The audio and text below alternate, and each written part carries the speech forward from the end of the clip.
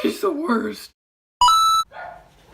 Every single video game franchise goes through a phase of growing pains and unwanted changes. So, buckle up and take out your retainer as we go through a middle school yearbook worth of video game franchises. Valve's Counter-Strike series is well known for players constantly switching between weapons for no apparent reason, Russian people screaming mean words at me, and its competitive balanced gameplay. So of course Valve decided it was a good idea to make the Desert Eagle a one-shot headshot from a millennium away.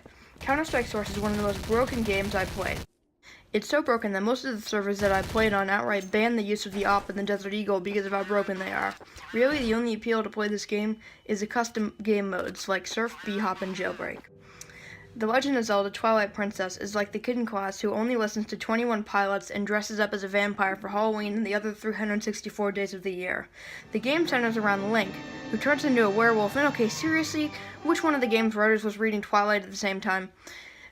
The Legend of Zelda is known for being about adventuring and exploring and saving the world, and then there's this.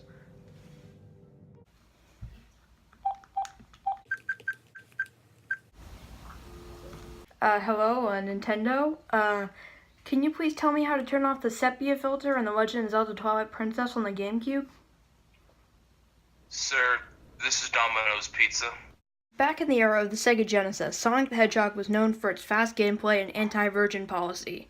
But then the world of gaming turned to 3D, and Sonic grew 5 feet, and so did my restraining order against him.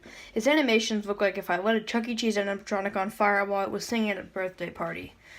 The jump to 3D meant it wasn't technically possible to make Sonic run faster than the speed of sound and still be controllable. So this messed with the gameplay.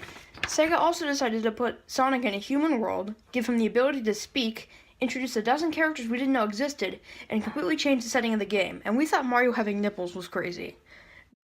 Doom was one of the first FPS games to take the world by storm. It used raycasting to simulate 3D without a lot of processing. Doom was one of the first examples of a free game like Fortnite taking the world by storm. It led thousands of rip-offs and tens of thousands of lawsuits. So, after 3D became a possibility for home computers, id Software started making Quake games, but in 2004 they decided to return to the Doom series using a new 3D engine.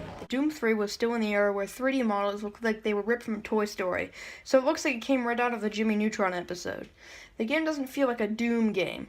You start out with an introduction that lasts longer than the average documentary, and then are pushed into a survival horror game. The old games just threw you into an alien base and told you to go shoot stuff. We don't care about the story or character development. This is Doom, not Skyrim. Thankfully, in 2016, the reboot? The revival? The fourth? I'll go with the fourth. The fourth Doom game decided to bring back the idea of not giving a crap about the backstory and just letting you shoot monsters. It also let you go back to the old levels of Doom, so that's a plus. The zombie mode in Call of Duty Black Ops 2 was very experimental. The zombie mode in Black Ops 1 concluded with the 4 original characters on a space station in the moon, missiling the crap out of Earth.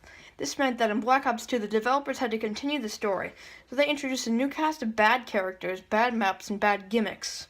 Fun fact, one of the characters, Marlton Johnson, was played by Scott Munville, who also voiced Robin.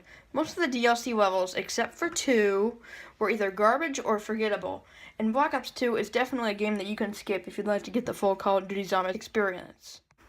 Well everyone, I hope you enjoyed my wild ride through a bunch of video games that everyone wanted to forget.